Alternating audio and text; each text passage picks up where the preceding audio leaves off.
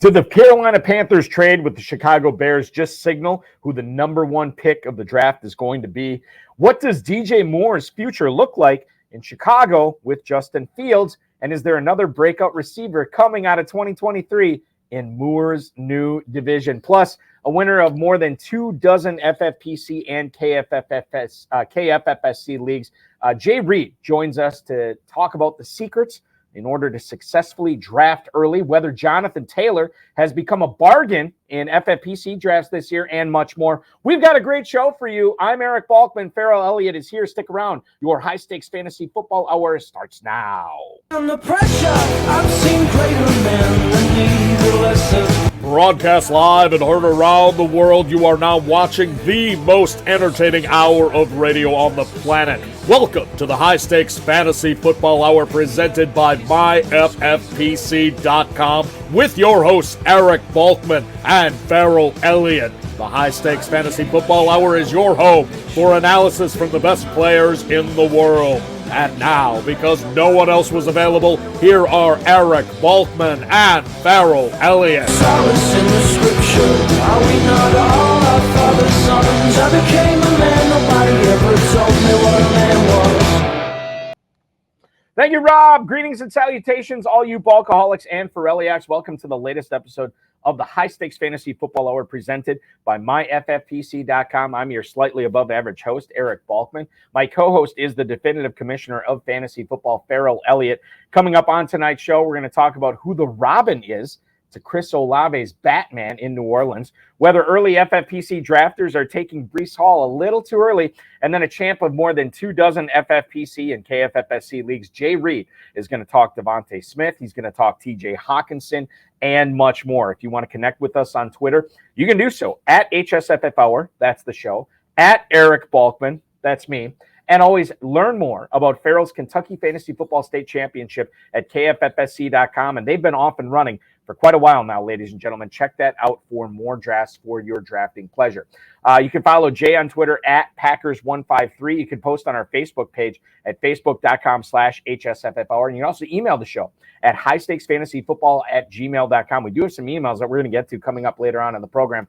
If you do have any questions for us and you're just watching this right now for the first time, send them in now. We'll try to get to all the chat room questions, all the tweets, all the emails in the fantasy feedback segment coming up later on in the show. Thanks to our audio engineer and my best friend, Bryce, and of course, our producer and mutual friend, Rob.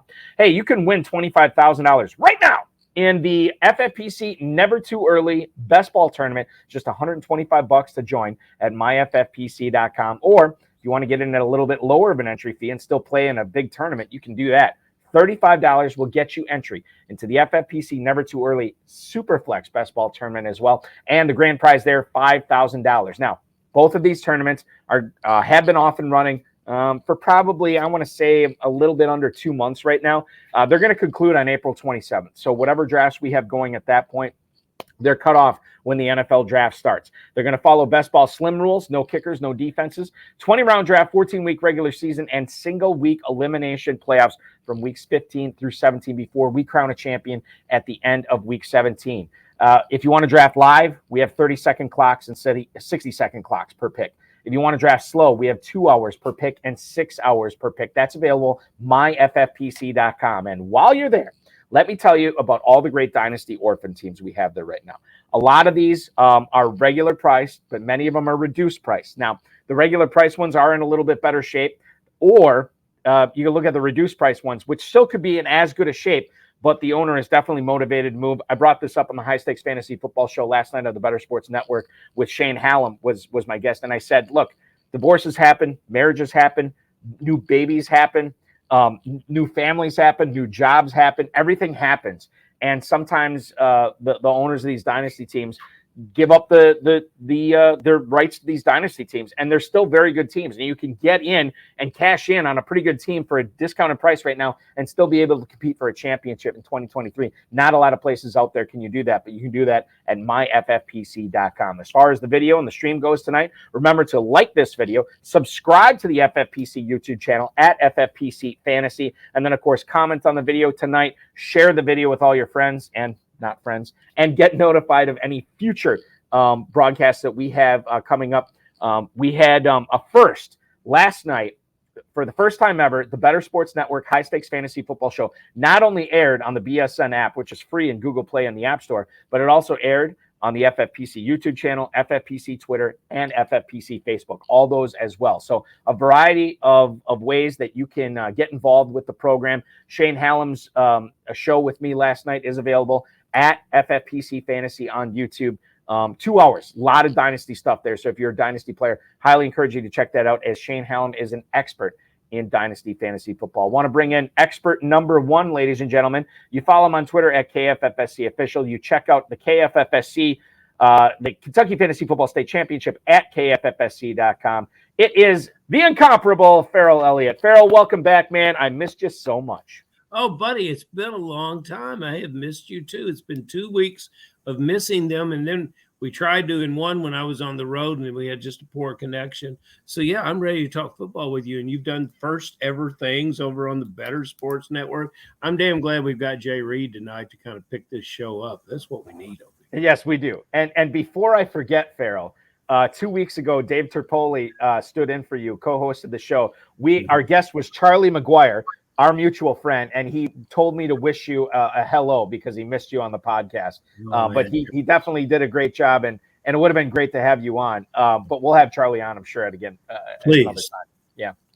Yeah. Ladies and gentlemen, he's ready right now, and we are in the rare situation to have a Friday news dump, a massive Friday news dump that affects dynasty leagues, redraft leagues, in the form of a trade for the number one pick in the NFL draft. And Farrell and I can't handle it by ourselves. So we brought in the big guns, ladies and gentlemen. You've seen him on these airwaves before. He's a winner of, and again, I'm pretty conservative when I say this, more than 24 FFPC and Kentucky Fantasy Football State Championship leagues, ranging from main events all the way up to big paybacks, so on and so forth. He's done it at every level. You follow him on Twitter at Packers153. Please welcome back to the show, Mr. Jay Reid. Jay, welcome in, man. Happy Friday to you, dude. Hey, Balky, how you doing? Back to the beard, I see. Yes, back to the beard. Somebody asked me about this the other day, and I said, and I think I said this last year, I think by Kentucky it's probably going to be shaved again, but we'll see. We'll see how hot and itchy it gets throughout the summer. You know, the great thing about living in Wisconsin, Jay, is like, we have a 10-month winter up here. So it's always protecting my face from all the biting winds. We got all this heavy snow today. It's crazy. So eventually we're going to hit 50 degrees. And then at that point, I may shave it off. I may not. We'll see what happens. So you hibernate in Wisconsin in the winter and clean up for Kentucky in August, yes. Right? It's like Kentucky. I'm telling you, man, work. Like Kentucky is such great weather. In fact, Farrell, I may just move down to Louisville one of these years because I love it every time I come down there. And then I get to Vegas in late, or in early September, beg your pardon, and I'm just sweating buckets. I can't get used to that that heat out there. It's so and that's why I'm either working the entire time, or like we did like 11 hours of Better Sports Network radio out there, or I'm at video poker. Like if I go outside, I'm like, to hell with this. I got to get back inside and talk fantasy football with somebody. You come to the planet Hollywood and you do not leave the planet, Balky. You stay on the planet and enjoy everything that there is to have there. Jay Reid will stay on the planet because Jay Reid never leaves the draft room. That's one thing you can count on. Where's Jay? Well, he's in the draft room. I'm in the draft room. In the hallway outside the draft room. Those are the two places that he's in Vegas. He doesn't even know where the room is. He doesn't. How are you, Farrell? I haven't seen you in a month since Super Sunday. Buddy, Super Sunday was fantastic, and your drafting was similar. It was great to have you down here, and you and Scott Connor had a really wonderful run. And we did. We missed you, and I hate to have to wait to August to see you in person again, but we will get you back down here. Yeah, looking forward to it, Farrell. Jay had some interesting picks because I know, Jay, you were in a draft that I was in for the Super Sunday when I was drafting online. And you had some picks in that draft, you and Scott did, that I want to touch on that coming up later on in the show. But before we get to that, guys, we have to talk about the elephant in the room right now. We had a massive trade go down. I want to say, roughly 6 hours ago, maybe 5 hours ago. Ian Rappaport has reported that the Carolina Panthers are now the owners of the number one pick in the NFL draft in exchange for DJ Moore, the number 9 overall pick, a 2023 second rounder, a 2024 first rounder, and a 2025 second rounder. All right, so let's talk about this. Farrell, I'm going to throw it to you first. Frank Reich never could figure out quarterback in Indianapolis. Went through Phillip Rivers, Jacoby Brissett, Carson Wentz, Matt Ryan. Now he's in Carolina, and he gets to pick his quarterback, right? Now, a lot of people had Bryce Young as the de facto favorite to be chosen first in the draft. That has shifted. I look at the DraftKings odds within the last 2 hours. CJ Stroud is now minus 160 to be the first overall pick. Bryce Young has slipped to plus 150. Anthony Richardson still obviously in play after his big workout in Indianapolis at the NFL Combine. You look at this for Carolina. Yeah, they don't have Moore anymore. We'll talk about Terrace Marshall and Tommy Tremble and some of these other guys in Carolina, Farrell. But is it Stroud now? Is that what we're thinking? Are we thinking that Stroud is now going to be the new quarterback for the Carolina Panthers? It's desperation is now what we're thinking. You want to talk about the head coach. I want to talk about the general manager. Scott Fritter, he needs to deliver something. So he's going to deliver with the first pick in the draft. Obviously, he trusts what he sees at the combine, what his scouts are getting back to. I don't know which one of these guys he's going to pick. And he hasn't been particularly successful with picking quarterbacks in the free agency or in the draft. And there's a lot of capital that's been spent at the position. Now you give up your best receiver and you try to build a future around a promising rookie quarterback. We'll see if it works. Rookie coach, rookie quarterback, desperate general manager, not a winning and dispatching your 2 best offensive players, one at midseason last year and now DJ Moore. One, Jay Reid said he came to the draft a couple of years ago with the goal was to get all the Moores, and now the most impressive Moore is in Chicago. So I'm uncertain which player it will be, and that player will have a heavy burden to carry on his back when he gets there. So Jay, when we look at this Carolina depth chart, I kind of teased it a little bit. There's no DJ Moore there anymore. You're looking at guys like Laviska Shenault and Rashard Higgins, Terrace Marshall. Any of those guys look tempting to you? I know a lot of people are drafting best ball teams right now, but you look at those guys are probably going to be catching balls, you would think, from a rookie quarterback this season. Is there any love for Marshall, Shenault, or anybody else on your end here? Not much, Balky. I think these guys are going to drop now, especially with this trade with DJ. I mean, DJ opened it up for a lot of those guys too during the game, and he's not there anymore. So someone's going to have to step up there, and I'm not quite sure who it is. I mean, for me, when it comes to fantasy football, I mean, these guys are going to drop like a rock for me. Maybe some fillers, add some depth later in the draft in the later rounds, but I would not be targeting any receivers for the Panthers right now, unless they draft, a good rookie wide receiver, someone maybe like Jordan Addison out of USC, if they can grab him, that's something, maybe in a mid-round situation you may want to go for. But other than that, I'm off of those receivers from Carolina. We'll also look, Jay, for them to acquire cleverly placed acquisition of free agent wide receivers, maybe even somebody like an Adam Thielen,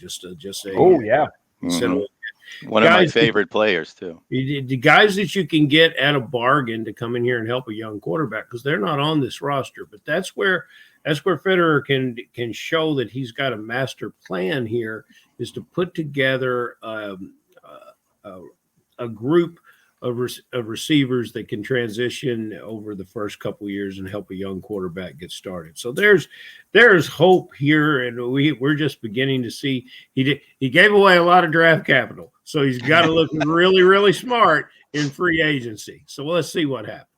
Jay, let's pose this to you. So DJ Moore, obviously the biggest human piece of this trade, obviously, well, really the only human piece of the trade. Moore goes to Chicago now. So the Bears now will have not only DJ Moore, but Chase Claypool, Darnell Mooney, and then Cole Kmet, who I think is going to have a pretty successful season as well. It's looking pretty good for Justin Fields here. DJ Moore is under contract now through the next 3 seasons in Chicago, and he gets his best quarterback that he's ever had in his career now in Chicago. Jay, before this trade, He was going at the 502 at wide receiver 21. I got to believe he's going to move up in the FFPC Never Too Early draft. And by the way, that ADP is courtesy of Darren Armani, fantasymojo.com, at FantasyMojo on Twitter. We love him. Anytime he's the godfather of the pros versus Joes. Anytime we cite ADP, it's always coming from him. So, Jay, you look at DJ Moore here, wide receiver 21 at the 502. At that point in FFPC drafts, you probably want to be in business with him. How high up does he have to go before you're like, you know what, I'm out on him? You talk about DJ Moore moving up, and Exactly. also, Justin Fields as well. I mean, Fields now has a number one target, number one wide receiver on his team. I know he tends to tuck the ball and run it a lot. He did that last year, maybe less this year with DJ Moore, but also DJ Moore is going to open up lanes too for Justin Fields to maybe run even when he has to. He'll have the lanes to do it because he's going to open up the secondary, and I think it'll make all those other wide receivers you mentioned better as well.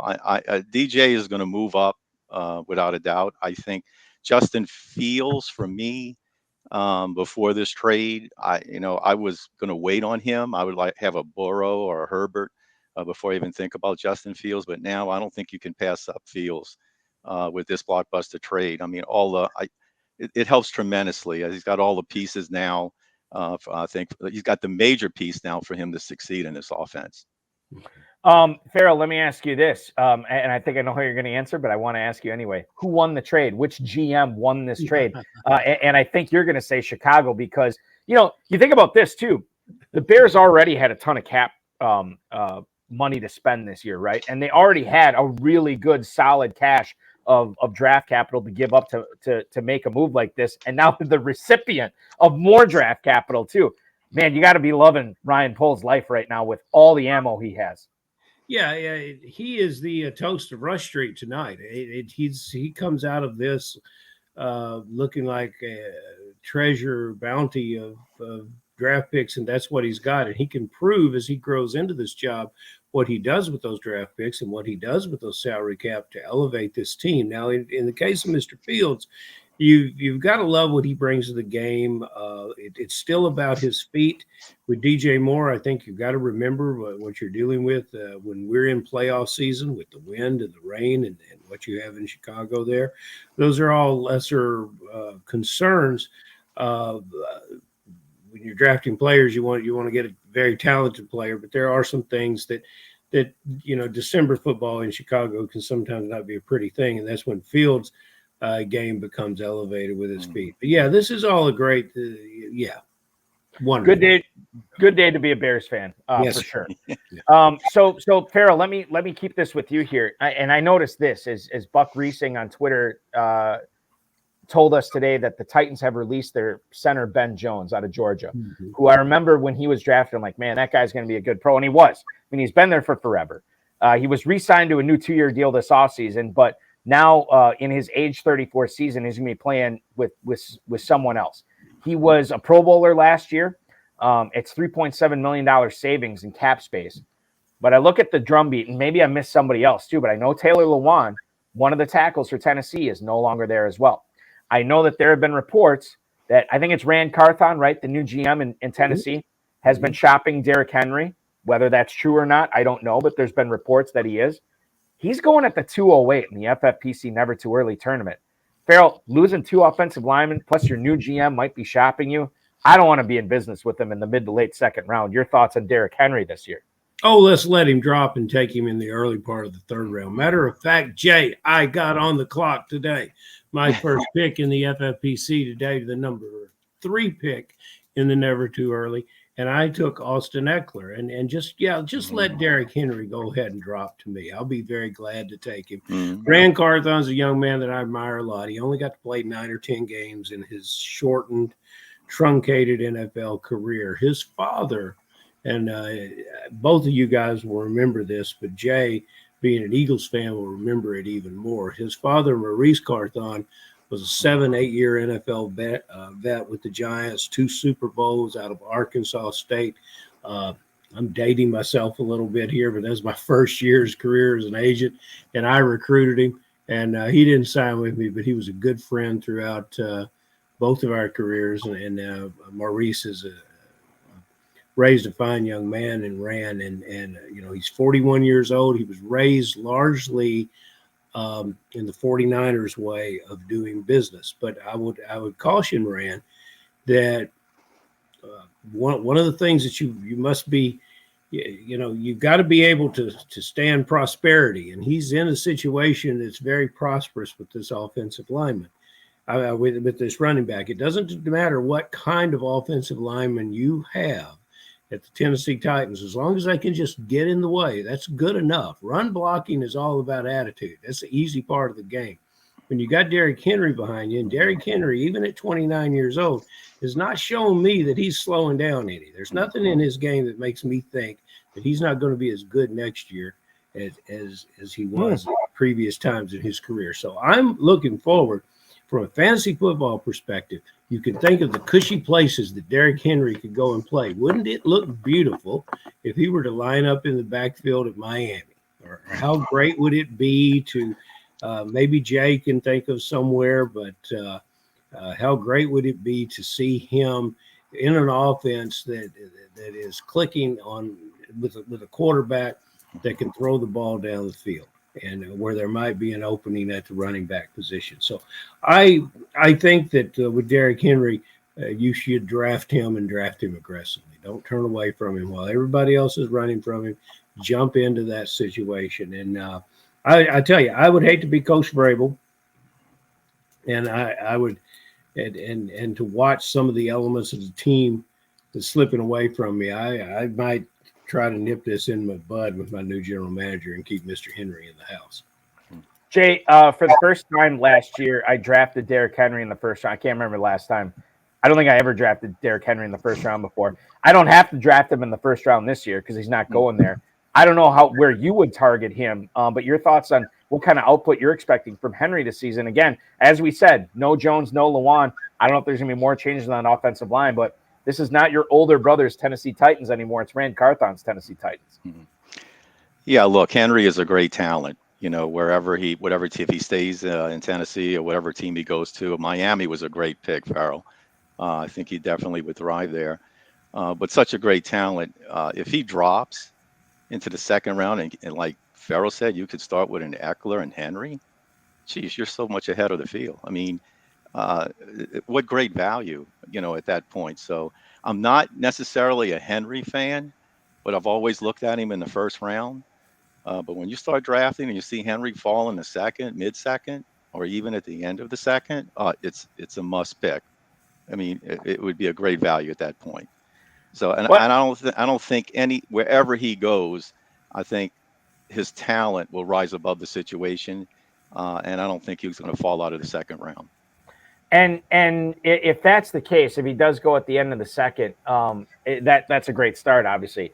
But if Farrell's prediction holds true, or not prediction, but if his wish holds true, where he ends up slipping to the early third, then you could maybe start like Eckler, Mark Andrews, Derrick Henry. You can go Eckler, Devontae Smith, Derrick Henry. It opens up a wide. I mean, it's the FFPC, it's the KFFSC. It opens up a lot of possibilities. It does. Yeah, it does. Obviously. Jay, you alluded to this earlier. Adam Thielen, one of your favorite players? Yes.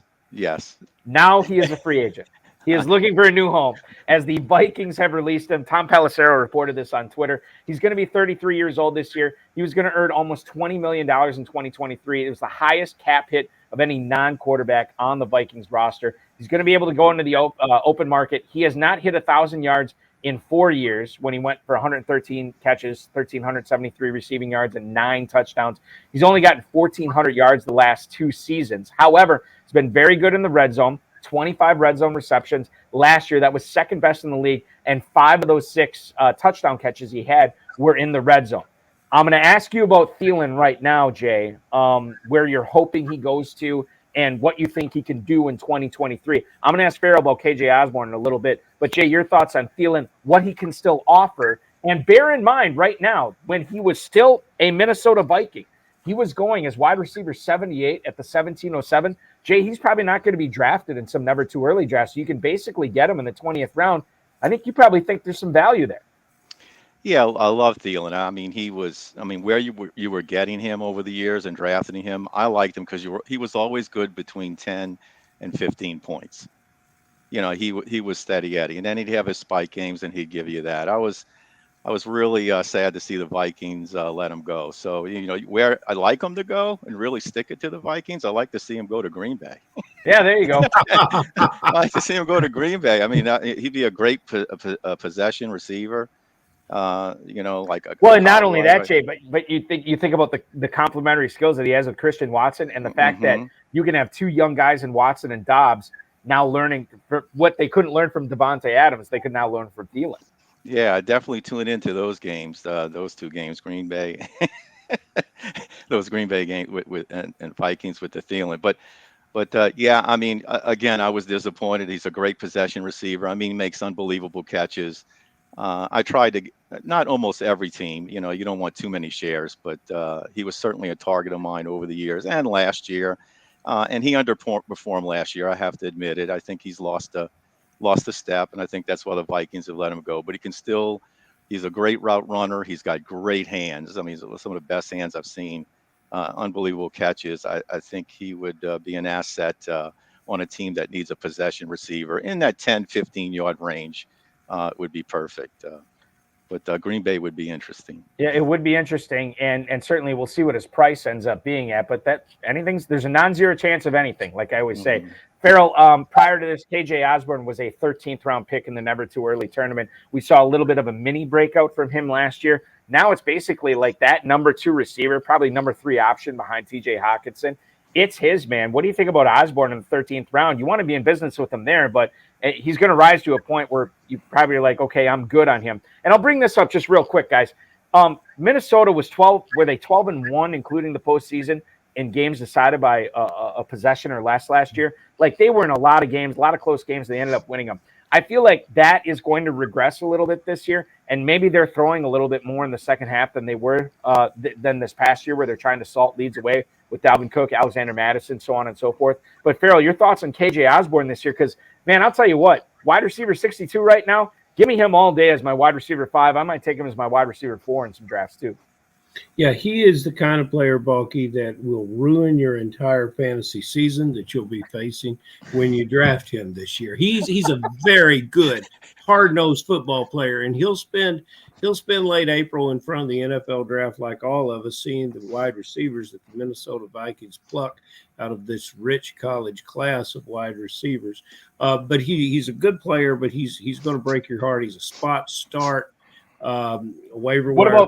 What about for best ball, Farrell? You're staying away from no, because it's too infrequent. And we're dealing with a 28 round best ball. Okay, if you want to sneak him in at the end, but with what we're doing with the never too earlys and the 18-man rosters, you're going to need all 18 of them. At least I did last year. I looked at what are my successful teams. Oh, they're the 18 of them where everybody contributed and most everyone stayed healthy, 18-player roster. And I don't think Osborne, and I appreciate him as a football player. Sometimes on the show, I let that push me in a direction that says, okay, we can probably get some fantasy value out of him from this conversation. No. And in regards to Thielen, I'll point out to you guys and notify Dave Turp, who will be hosting us for dinner, by the way, Balky, after losing his Robert Woods bet, that Robert Woods today signed a $15 million contract with $10 million of it guaranteed. He, too, coming off one of his worst seasons ever, and he'll be down playing for the Houston Texans, and that looks like a very New England thing to do, signing a veteran receiver.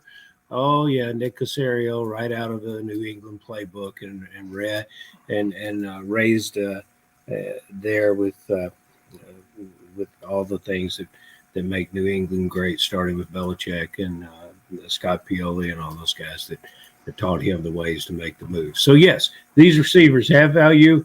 I would just say, if I want to take a gamble, I'll take a look at Thielen in the 18th round, because you know what? If he plays in the NFL this coming year, there'll be a game where he'll catch 2 touchdowns. Farrell, what about you mentioned the Woods thing? Does that signal the end of Brandon Cooks there, or are they unrelated? I don't know. They're unrelated. Okay. All right. Interesting. Because I think, I saw the Woods thing. I'm like, okay, I'm not excited about it. I mean, it's something. No. Then I'm like, oh, what about Brandon Cooks? I don't know. We'll see what happens there going forward. I know Nico Collins is going to have a role there for sure. Farrell, speaking of receivers, Michael Thomas might be extending his contract with the New Orleans Saints, according to New Orleans football's Nick Underhill. So he agreed to a restructure this offseason, and still his roster spot was in danger. Now, if he's on the Saints roster on the third day of the new league year, which is coming up, I believe, at the end of next week, early the week after, I think is what it is, then he is fully guaranteed as far as the salary goes. He barely played since he had that Bafo 2019. He's 30 years old. Derek Carr is going to be there this year. We know Olave is excited to have Derek Carr. What about Michael Thomas's role in New Orleans? Does he stick there? And if he does, what are your thoughts on what kind of output you can expect from him this year? It's a good role for him. And if he drops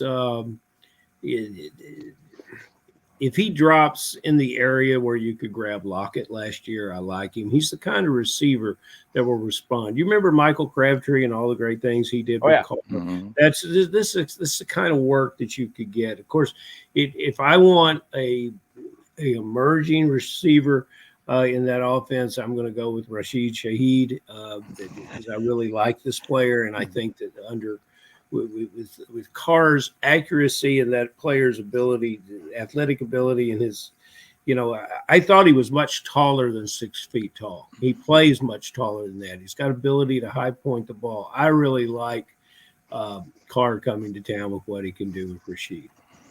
Jay, we have been ignoring you.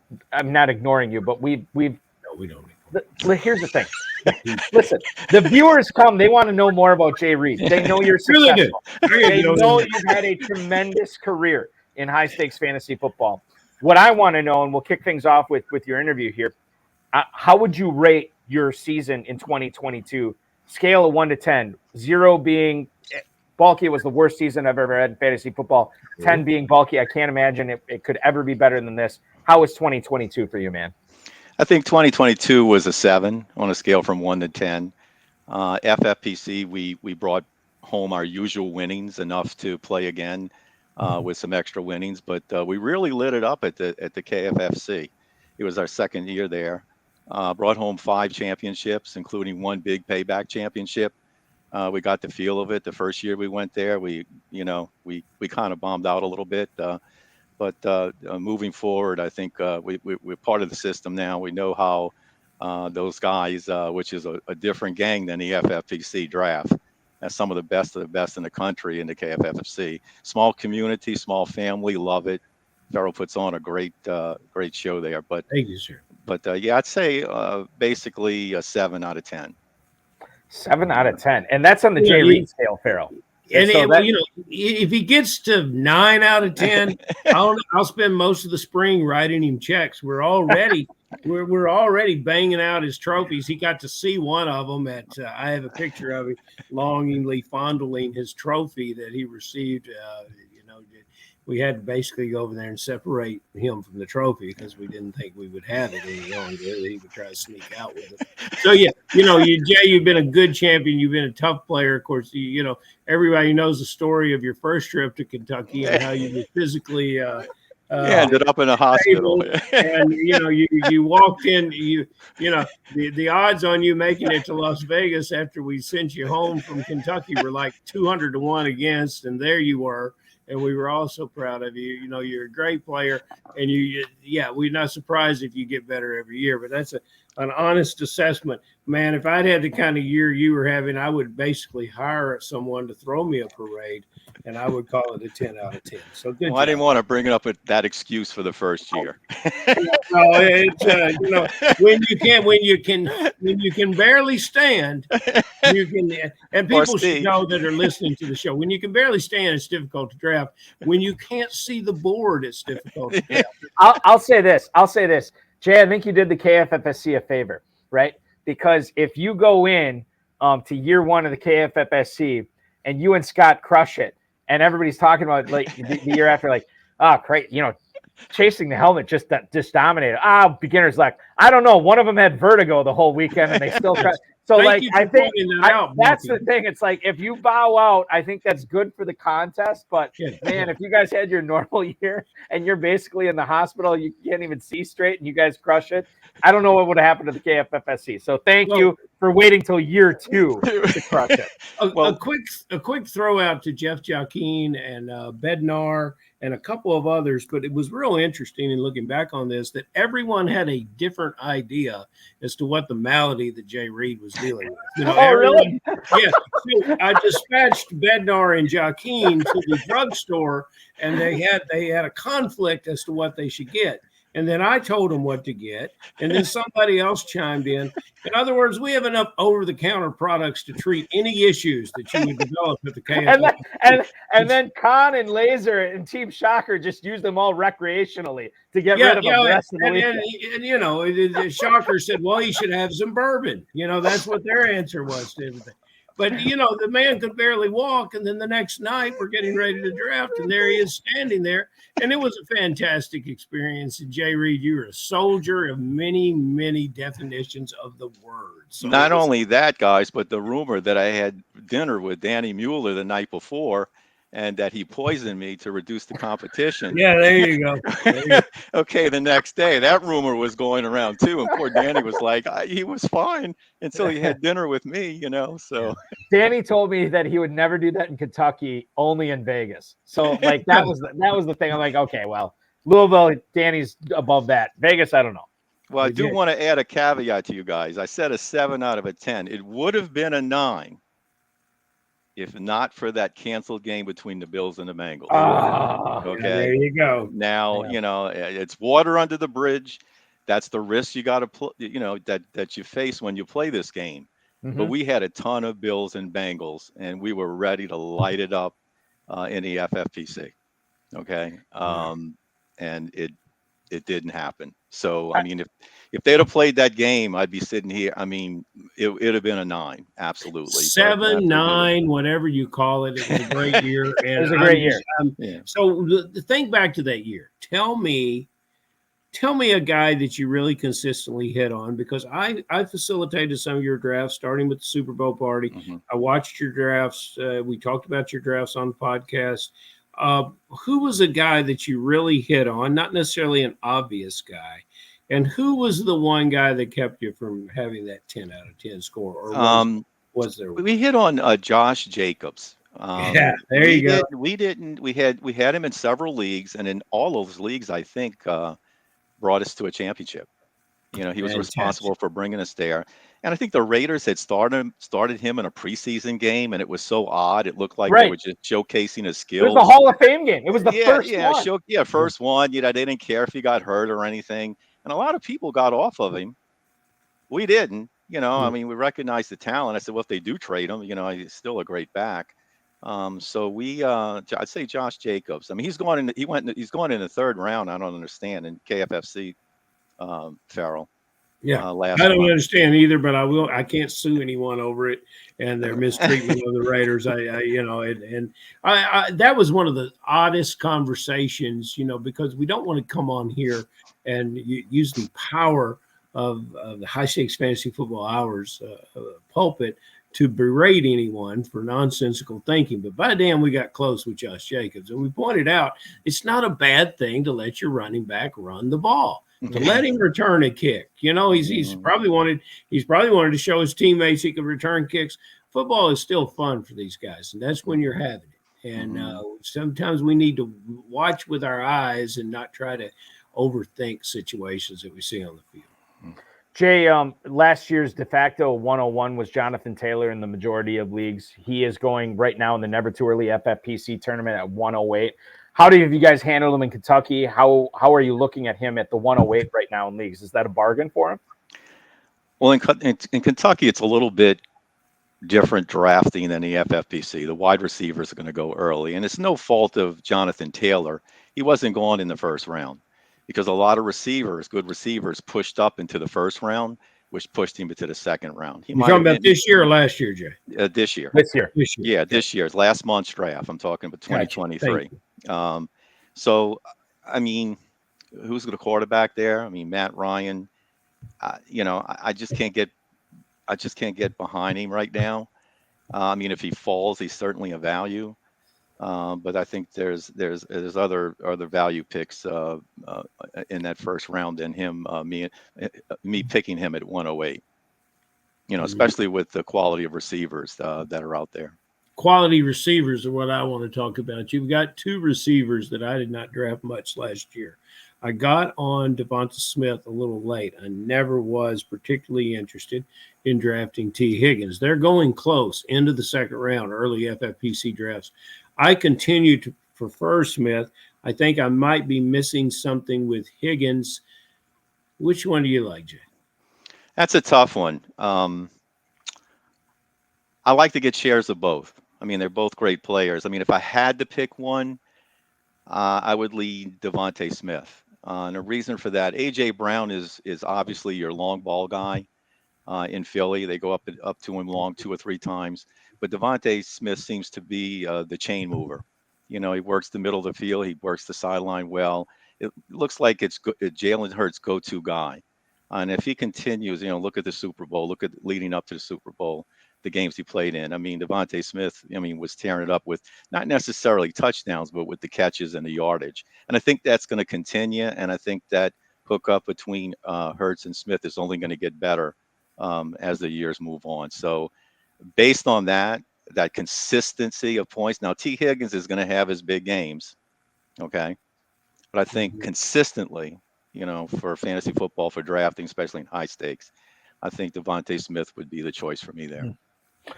Jay, I was, and we were talking with Theo Greminger on the High Stakes Fantasy Football Show about a month or so ago from the GOAT District, and he said that not only is Hockenson his number 2 receiver, or number 2 tight end, beg your pardon, he thinks that Hockenson is going to go as the number 2 tight end this year.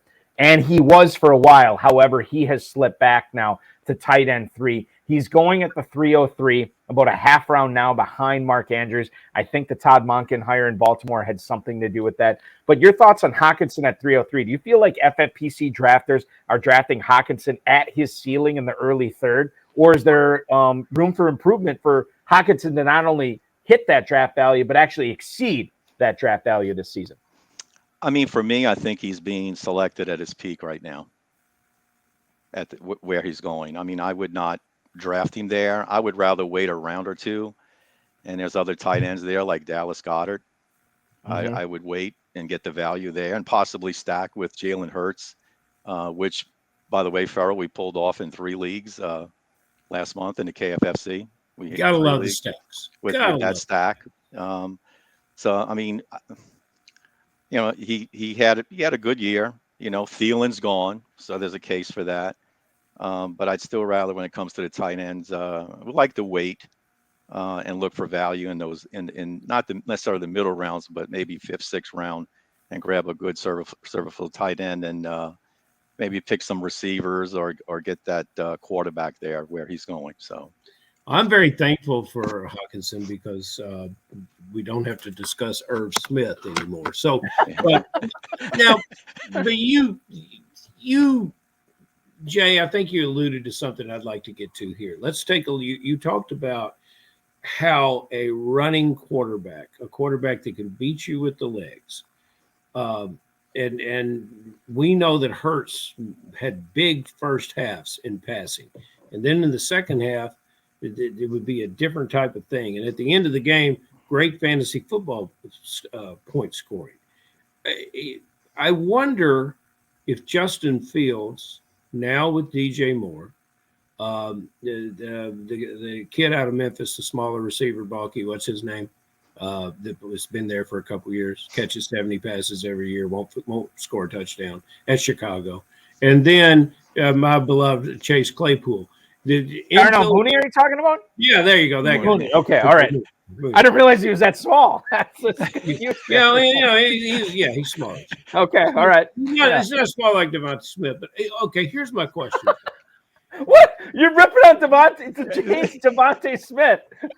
All of a sudden now try to keep up, Balky. You've not been taking any of the Jay Reid Red Cross kit. You should be on top of your game. Try to keep up. So, all right. So, listen. So, you got these 3 receivers. We've shown at Philadelphia, even with a running receiver, you can support 2 big fantasy scorers as well as the tight end and Goddard. Do you see that happening for Fields? And if that's the case, why don't you've already said you some quarterbacks you're going to put him in front of. how high would you draft him? Would you take him in the 4th round? Would you feel good enough about stacking him with those other guys? Because Claypool you can get for a steal. You're going to have to pay for more. The kid from Memphis that Balky can't remember, that neither can I, 5'11", 170. So I guess he is that small. I'm sorry. Yeah. He's little. Yeah. So that's the story. Jay, what are you going to do with Fields? I said that earlier. I mean, before this Well, trade, say it again. I had to go upstairs and get my phone charged. I think you did. I mean, before this trade, I would have waited on Fields. I would have tried, went for a Burrow or Herbert first. But now, because of this trade, I don't think you can pass him up in the 4th round. And he may. Well, what does it look like for those other 2 guys then? Who's going to be the 2? It'd be right in those other 2 be right in the same area. Maybe Herbert around later, but I think Burrow will be in the 4th round along with Fields. No, I'm talking about the receivers. I want to know those. Oh, the receivers. I would not stack Fields with DJ Moore because it's going to be too expensive a price to pay for DJ Moore. Do you like some of the Mooney? Yeah, would be a good stack. Komet? What about Cole Komet? Cole Komet, again, like I said, waiting on tight ends versus Hawkinson. Okay. Getting some value. I think those 2, Komet and Mooney, would be good stacks in some of the later rounds. But I would not do that. I would not stack with DJ Moore. I wonder if Cole Komet can even find the end zone during warm-ups. I wonder if they let him even walk in. Okay, hold on. I have to bring this up right now. So Cole Komet is tight end 13 right now. Yes. He caught 0 touchdowns in 2021. Yes. But he caught 7 of them last year. Yes, but it was very, very late. It was very, very difficult. It was very, very meaningless. But 7 of them, though. But 7 touchdowns. For best balls, that's fair enough. I stand correct. All right, I will say this. I'm suffering. I'm suffering. You just can't get over that 0. Remember, the 0 is bad. Dave Turp tells us you couldn't get over that 0 with Sanders, and it burned him, and so maybe it's burning me with Komet. Yeah, I will say this real quick about Cole Komet. He is coming up on his 4th season in the NFL. The highest receptions he's ever had and yards he's ever had was the year he caught 0 touchdowns. So there's something to be said for that. There is something to be said for that 2021 year. He's a very, very good. He's a very, very good player on a team that's got some challenges. Maybe things open up for him. Maybe he's a player I'll take a late. Well, man, people overpay for him every year. Yeah, quick Komet story. We knew Theo in Vegas last year. Loved Komet, so we were stealing Komet left and right. Everybody before Theo could get a shot at him, because we knew that he would get a little upset. But all fair, love, and war. Yeah. Well, and the thing is, like, if you steal him once and Theo Greminger sees you in another draft, he's got to understand, like, okay, if I want him, he's got to go up. I got to leapfrog Jay and Scott at this point. So that's on him. That's why we pay the big bucks to get a team, is to frustrate Theo. Yeah. Jay, you've drafted several teams in Kentucky already this year. You've been drafting for the last, 2 months ago is when you started, basically. Yes. Can you give our viewers and our listeners any advice on like what's the things to remember for drafting early and the mistakes to avoid? Oh man. So I'm giving advice to, is it like high stakes players, or giving advice? Yes, first time player. I would frame it like this: somebody that loves fantasy football, that can't wait till the summer to draft, that wants to draft right now. They've never done it before. What are the tips that you would give them to not only have competitive teams but really successful teams? Okay. Well, since you're drafting early, what I would do is the first 10 rounds. Look at Farrell. He's really tuning into what I'm saying right now. The edge of my seat, my friend. Yeah, the first 10 rounds, I would build a pat team. And what I mean by that, a starting lineup, a solid team in the first 10 rounds. Get your quarterback early, get your tight end a little bit early. Make sure you have a starting lineup in the first 10 rounds. Then the last 10 rounds, you'd fill that in with depth. Now that sounds, like chalk, but hit your rookies that you like, depending, and you'll see where they go if you're drafting after the rookie draft or before the rookie draft. Hit your rookies to fill in with the depth, take your shots, and then maybe some players. We've talked about them, Mooney, those type receivers, Claypool, maybe fill in with some of those in the last 10 rounds that are going to perform, will be on the field. So that, I mean, it gives you the best chance to compete because you really have so much unknown when you're drafting so early. I mean, we got so many trades to go, so many cuts to go, so many injuries to go. But if you get that pat team, players that you know that are stable on teams that you know pretty much aren't going to be traded, and DJ Moore just broke that rule, tonight. But for the most part, and that's an example how things can change quickly. Get that starting lineup. Don't wait on that tight end. Don't wait on that quarterback. You'll be competitive somewhat because really, I mean, if you hit that tight end, that quarterback, and that wide receiver, you have a good chance to win it. If not, at least make the playoffs. So that would be my advice. And also, I'll leave you with that for some first time players. We get into that wide receiver field. Don't go by the rankings so much. Some people take it as gospel.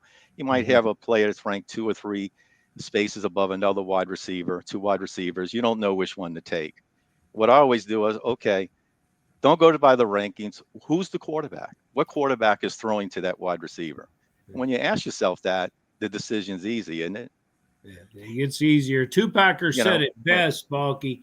If you draft a team by ADP, you'll have an average team.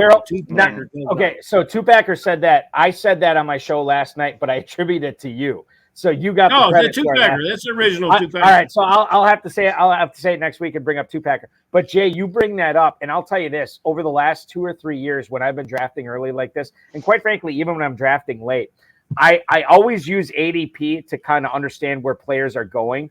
But if it comes to my pick, and I'll say, okay, so this is the quarterbacks that running backs that usually go here, receivers, tight ends. These are the players that normally go here. And if I don't like any of them, I'll go down, sometimes like a round and a half, and I'll be like, what is that guy doing down here for ADP? Exactly. There's no reason he should be. I'm taking him. I'm jumping everybody else. I'm taking him right now. And I have never, ever, that I can think of at this moment, regretted a pick that I made based on liking a player a round or a round and a half later, rather than going with some stiff at ADP that I hated. I've never regretted it. A good point, Balky, because high stakes players, we speculate. Okay. We don't follow the ADP. No. First time players and players maybe in their first and second years, they tend to follow the ADP.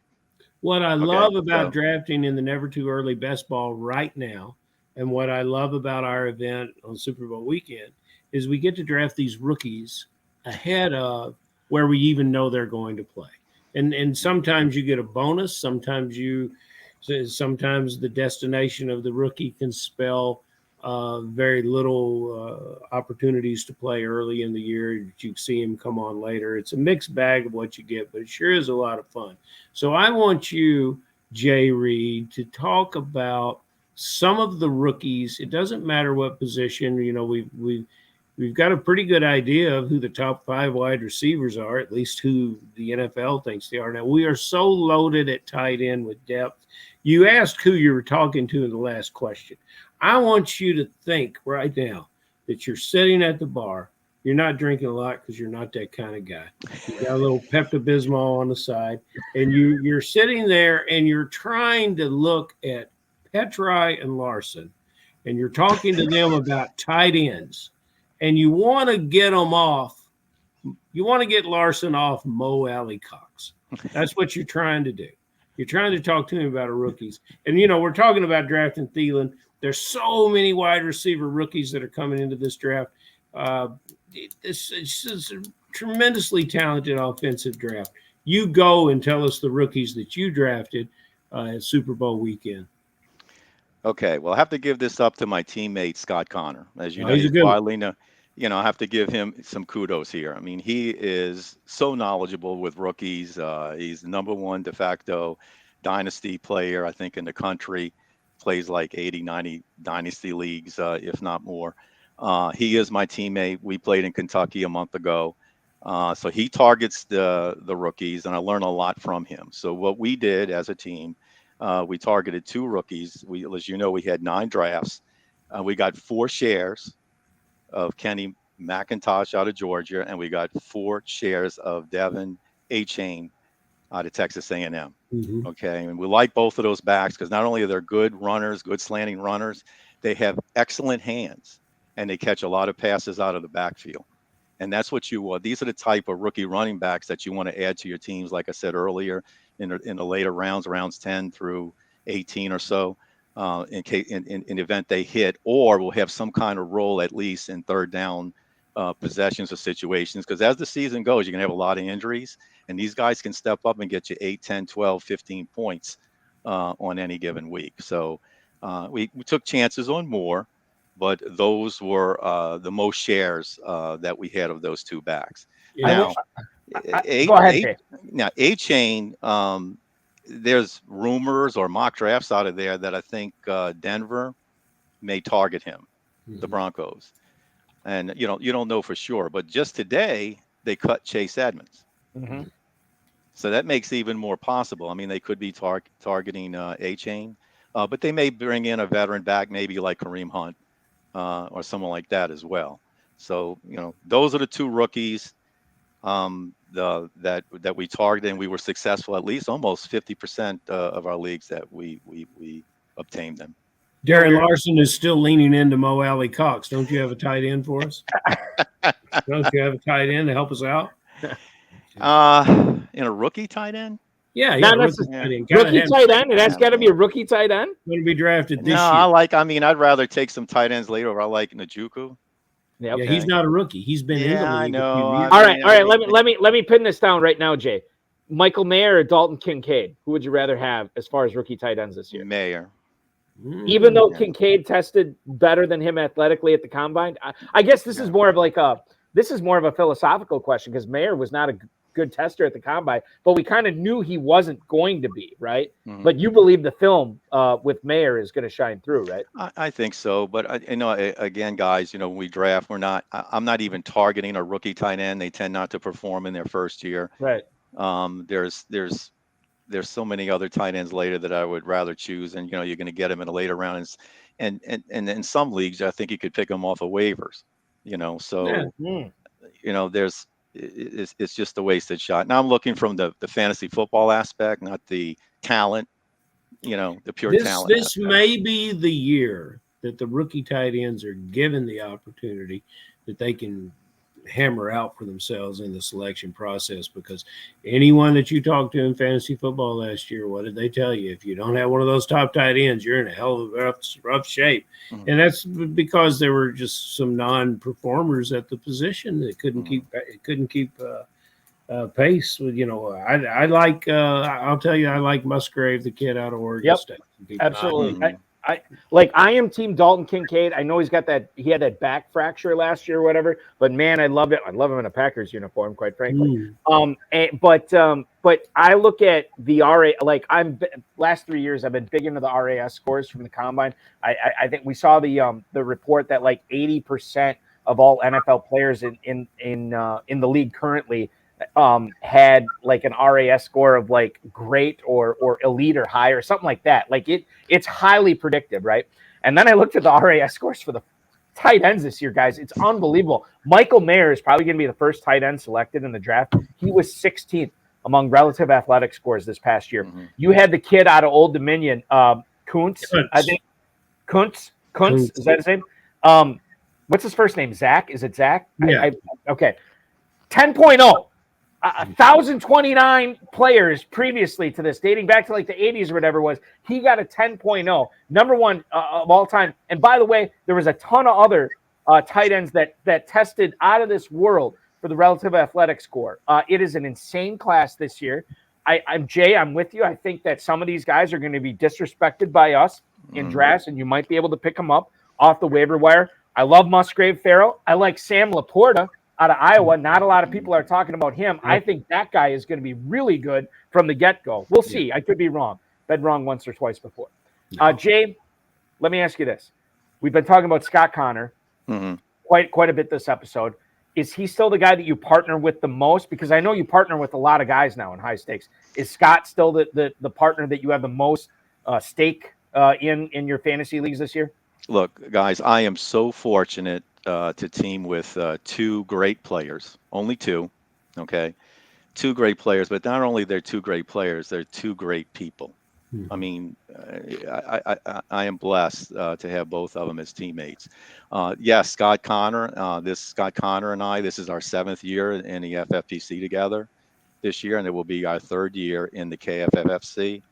Like I said earlier, Scott brings unbelievable knowledge on the rookies, early drafting that we do, his calculations, his percentages, all his stats are really impressive, and that surely helps us, particularly in the later rounds in our drafts in Vegas and the KFFC.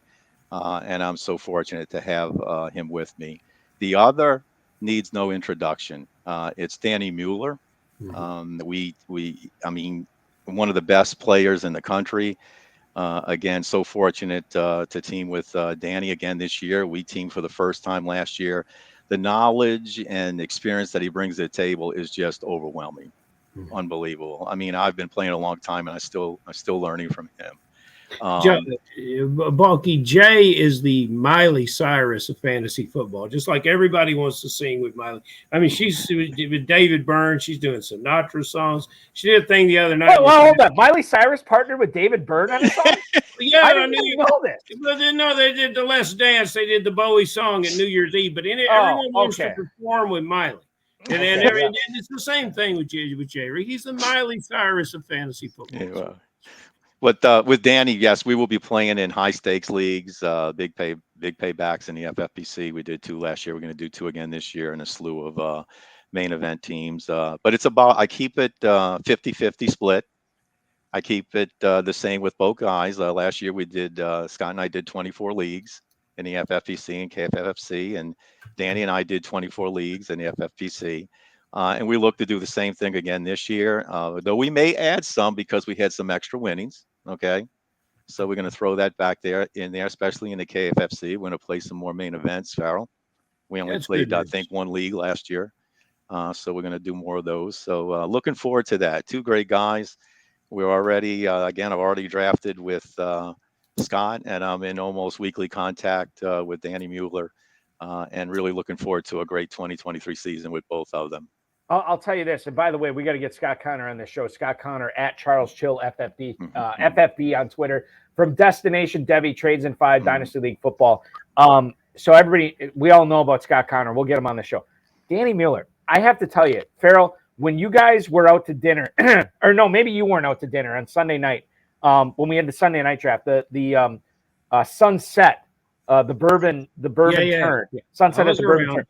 Okay, so you were around for that. So I drafted from the 4 spot in that league, and Jay and Danny, I can't remember where you drafted. It was either 1 or 2, but you told me before the draft started that because I was drafting at 4, you're like, this is where all the value is going to fall, Balky. I'm telling you, I've seen it all weekend. Yeah, and I'm like, okay, Jay, like that's cute, but you don't know how all these guys are going to draft. So I listen, I respected you, and like I took it like, okay, Jason. I went first break. I go use the restroom. Danny Mueller comes to me and says, like, oh, you're getting all the value falling to you at 4 all weekend long. It's happening to you again. I'm like, God, these guys are really in tune with each other. And I'll tell you what, it wasn't my best team. I should say this. If it wasn't my best team all weekend, it was my second best team. I bow to you. I don't know how you knew it. You and Danny both knew it. Like, it was insane how good that team ended up being. I think I lost in the championship game because I had a really bad week. But you guys are on a different level than I was, because I didn't understand how you were seeing it, but you saw it and it came to fruition, man. I remember that draft, Danny, and every time you picked, both Danny and I would look at each other and go, shit. He's not coming back. You chose your position to draft, Balky. You bet on your position and you chose your position to draft. And wiser than you're claiming to be. And the other crazy thing about that was, like, another KFFSC legend, Ralph Chavon, was at 3. I'm like, how did Jay and Danny know, like, Ralph is going to let this Ralph doesn't let value fall to anybody. And somehow I ended up making, like I was like, oh my God, it turned out like, and Ralph had a good draft too. Like, it wasn't, he had a bad draft. I looked at my end, I'm like, son of a gun, these guys knew what they're talking about the whole time. It was unbelievable. Absolutely unbelievable. In the same vein, where you looked in your crystal ball before that draft, Jay, Farrell's going to ask you to look in your crystal ball for 2023. Jay, you know, you're a very positive guy, and I appreciate that in you. And I feel a little guilty asking such a positive guy this question, but I want to know who the player is, at least early on, that you're going to fade, a guy that you don't want to be in business. And then if you'll share with us your must-have player, it doesn't have to be a top draft pick, but just someone that you really want to have as we move into the March and April drafting in the FFPC, KFFSC. I think for me, and Scott and Danny doesn't know this yet, so it could be a fight. But They're watching the but show. yeah. For me, I think it's Michael Pittman. I mean, last year he was going at the turn, I think second and third round. All the high stakes greats were drafting him and moving him up on the board, and I didn't buy it. I stayed away from Pittman, and now I think last month he dropped to the fourth round.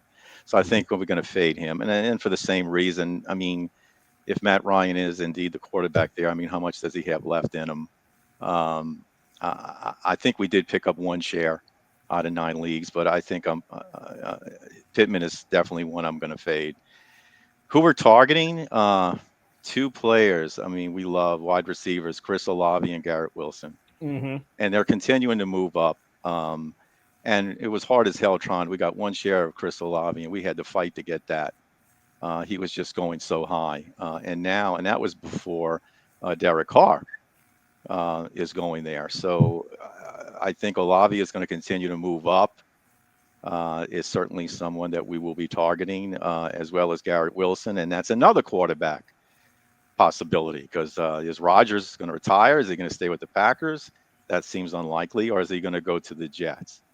If he goes to the Jets, we got 2 shares of Garrett Wilson last month. We're hoping that certainly that I think that offense will improve as well. So those are the guys we're targeting. 2 wide receivers. I know they're high picks. No, they're good picks. Okay, but you have not shared your distaste for the Pittman player with your 2 partners. Scott kind of knows. Danny it might be a little bit surprised. He'll be surprised because Pittman and as Balky points out about 7 touchdowns for the tight end at Chicago. Pittman quietly caught 99 balls last year. So he had 141 targets. Yeah, well, that's okay. He'll get them again. He'll get them again. 141 targets. I mean, he only got 99. And I'm thinking 4 touchdowns. I mean, yeah, but Jay, 99 catches in the 4th round, that's hard to beat. That's all I'm saying to you. Let's keep examining that one. I think there'll be some digression there, but yeah, it could be. He could drop to 80. It'd be a terrible situation to have a receiver catch 80 balls, but that's a whole nother conversation. I'll tell you a guy who there's no digression. There's no dropping. No digression, no dropping. Jay Reid at Packers153 on Twitter. High stakes fantasy football player. According to your Twitter, see, I underestimated this. 22-time FFPC main event and Football Guys League champ, plus Kentucky. Man, you're at like 30 plus league championships. Yeah, about that. I didn't count the ones before I teamed with Scott and Danny. But I'm counting those because you still want them. You still want them, Jay. So I'm up around 30, north of 30 a little bit if you go back all the way to 2010. Since I've been playing high stakes. So the champion of the Draft Sharks Invitational in 2020, one of the big payback defending champions that you can take on if you want to battle Jay Reid at Kentucky this year in Louisville at the KFFSC. KFFSC.com is where to register for that. You and I, we're Green Bay Packers fans. Jay, I love bringing a fellow Packers fan on tonight. Cannot thank you enough for coming on short notice. God, what a fun hour this was, man. I always like talking shop with you. Good luck in all your leagues this year. I'm sure we're going to talk again soon, especially when drafting season really heats up coming up in May and June. I'd love to pick your brain again. Thank you so much, Jay. My pleasure, guys. It was great to be here. I had a lot of fun. Thank you, Jay. Jay Reid, ladies and gentlemen. At Packers153 on Twitter, Jay Reid, one half of the Chasing the Helmet team. And Farrell, we learned a lot tonight. We did. Maybe you are on opposite ends with Jay on Michael Pittman, but that's okay because we can work through it. We can work through that. Yeah. What a fine ambassador for high stakes fantasy football. And it's everyone that engages with Jay at the event always has a good time. And we will always talk about his misadventures in his first year here. But, as sick as he was, we were the ones that were really shortchanged by the fact that he wasn't in the room. And that's what we try to do, is to have the right kind of people in the room. And he certainly is a person that loves fantasy football for all the right reasons. So we just look forward. It's one of the reasons we look forward to being at Planet Hollywood or being at Caesar Southern Indiana to draft live. And he'll draft a lot online as well. You'll compete with Jay Reid wherever you're drafting in either contest. 2021, I'll never forget it too, because Jay was going to be one of my guests when I do the live KFFSC show every year. And then I found out from him that he had to go to the hospital the night before. And like, I know Jay was really upset about not being able to draft, obviously, that weekend. And he ended up, I believe he did draft on Saturday and Sunday. Yeah. At least one of those days he ended up drafting. Sunday, but I'll tell you this. He was so upset about not being able. He felt like he was leaving me in the lurch. He's like, I'm really sorry. I'm like, dude, don't worry about it. Just recover. Yeah. Everybody wants to hang out with you and draft and talk fantasy football with you. Don't worry about coming on the show. We have you on again, and now we've had him on multiple times since then. So it's good stuff. I think the biggest thing I need to bring up here, KFFSC.com, we have at least 3 draft masters available right now, including one that only has 4 teams, 4 spots remaining in that, including and then the other one, the big payback play-in. That's going to be a slow draft that's going to start as soon as it's full. All these leagues, it's going to cost you less than $100 to join, and the payout's really good. Yeah, get involved with those, and then we will be publishing our schedule for the second of our Sweet 16 championships. I got to get on that. Should be up Sunday or Monday. This one is the Run to Daylight, and that will begin here in March and move through the Kentucky Derby.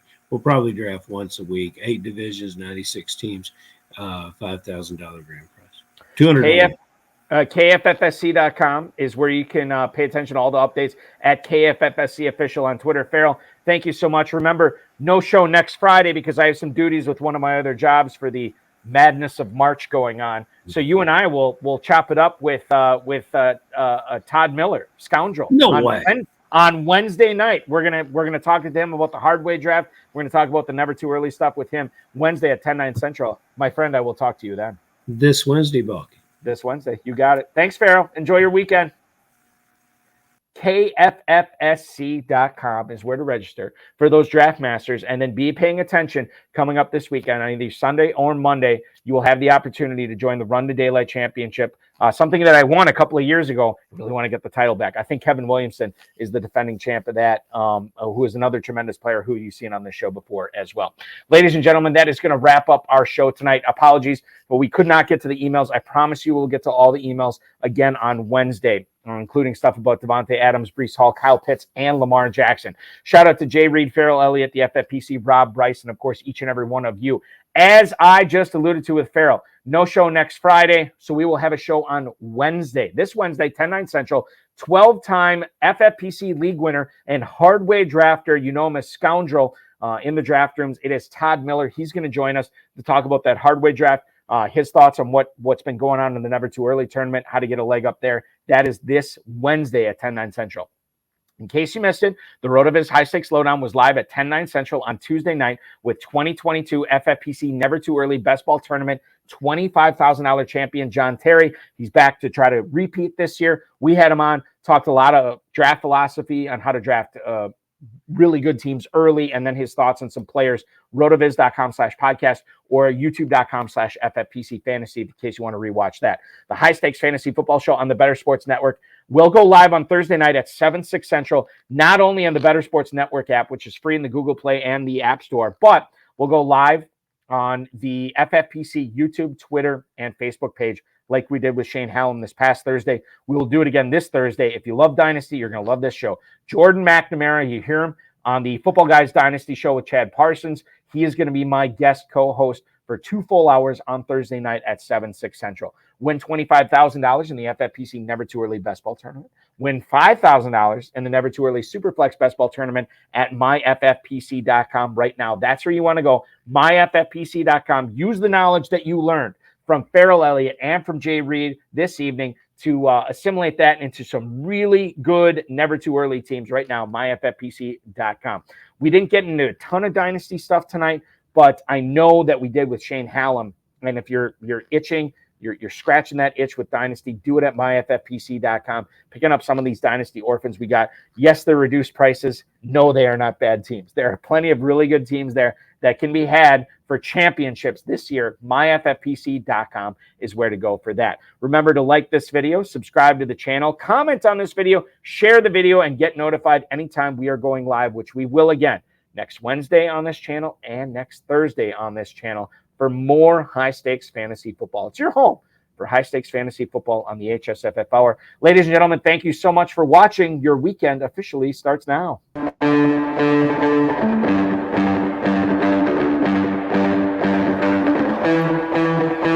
This has been another episode of the High Stakes Fantasy Football Hour presented by myffpc.com. It was broadcast live and was watched around the world. Balky and Farrell will be back next week with more analysis, more interviews, and more advice from guests much smarter than they are. Thanks for watching, and we'll talk with you again next week.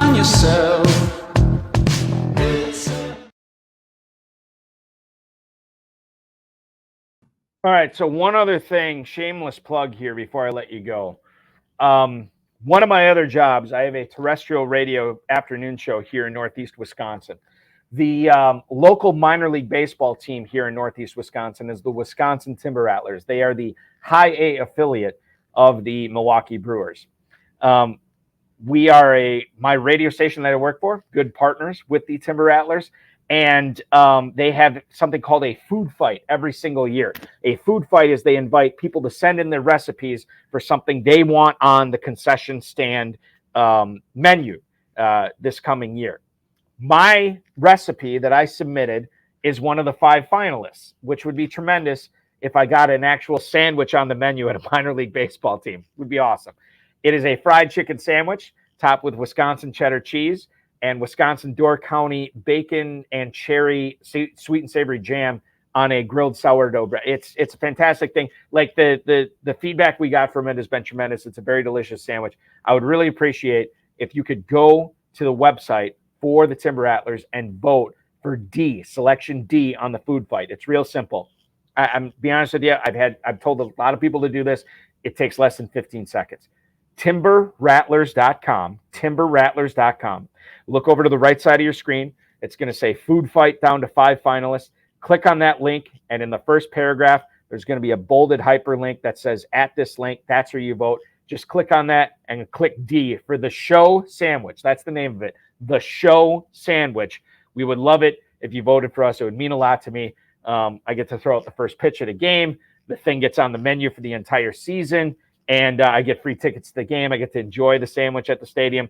And I'll tell you what, I know this is a national podcast, but if anybody's ever in Northeast Wisconsin, I'll happily take you to the game, treat you to one of these sandwiches if you can help get us the win. TimberRattlers.com, and then vote for D, the show sandwich. I would certainly appreciate it. Thanks so much for watching, everybody. We will be back with you not a week from today. We'll be back with you on Wednesday with Scoundrel Todd Miller here on the High Stakes Fantasy Football Hour. Enjoy your weekend, everybody. Thanks so much for